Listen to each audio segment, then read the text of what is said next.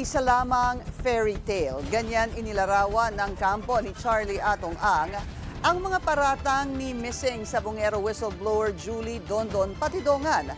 Para sa legal counsel ni Ang, si Patidongan at ang kanya umanong sindikato ang tunay na utak sa kaso.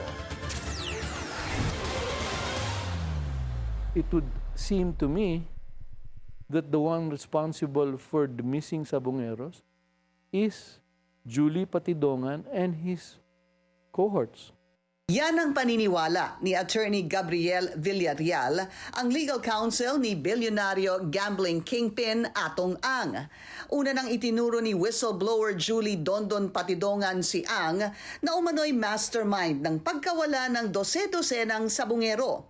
Pero giit ni Villarreal sa On Point ng Bilyonaryo News Channel, inosente ang kanyang kliyente. I find this to be a very cruel and unjust persecution of Mr. Ang and of his family.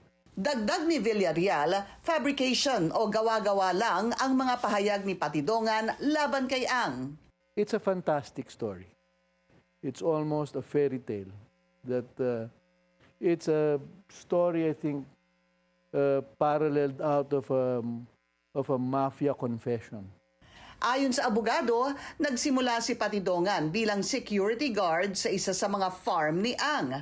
Nagpakitang gilas daw ito hanggang sa umangat ang posisyon at ginamit umano ang organisasyon ni Ang para mag-operate ng sariling sindikato. Wala raw ritong kaalam-alam ang kanyang boss. Dondon, being the perceived alter ego of Mr. Ang, controlled and monopolized the businesses that were available and were lucrative below what we call the ownership level of the whole operation. So you had to operate farms, you had to operate cockpits in Laguna, Manila, Batangas. All of this were under the control of Dondon. When Mr. Ang visits the farms, for example, in Lipa, one of his favorites, he would be approached by people because they have problems. Dondon would say, "Boss, ako nang bahala dyan." Wala hubang, kung totoo po yung sinasabi niyo, attorney, wala hubang ibang trusted person si Mr. Atong Ang para bulungan siya? There used to be. There used to be until they were elbowed out by Dondon. Inintimidate pa raw ni Patidongan ang ibang cockfighters. Dondon was able now to develop his own B-level cocks and chickens. It is in that level that he would make the money.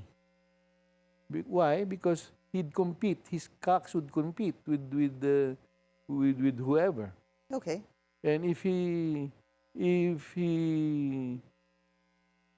doesn't get his way at that level, he will intimidate the other entries and say, we will not admit you here next time if you don't come along with my operations. Dito ho ba pumapasok yung mga missing sabongeros? I think so. Naniniwala si Villarreal na alam ni Patidongan na ibubuking siya ng kanyang mga kapatid na ngayon nasa police custody na. Dondon Patidongan knew that the CIDG was hot on the tracks of his two brothers. So what was he doing?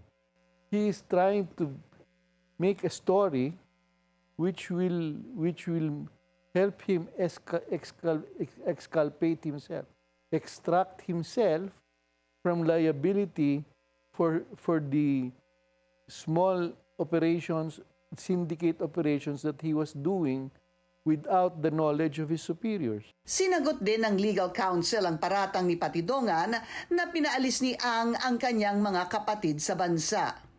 It's now easy for Dondon to say that, simply because they held those two brothers from July 22 incomunicado until General Jean Fajardo revealed that they were in custody. And the day after that they were brought back to Manila, General Macapas was relieved. Why was he relieved? Let's say that he was, for whatever reason, for whatever friendly reason, he asked that he himself be relieved. But why? Why relieve General Macapas, who was responsible for the arrest of these two? Why relieve him on the following day? Had they not relieved General Macapas, the story may have been different.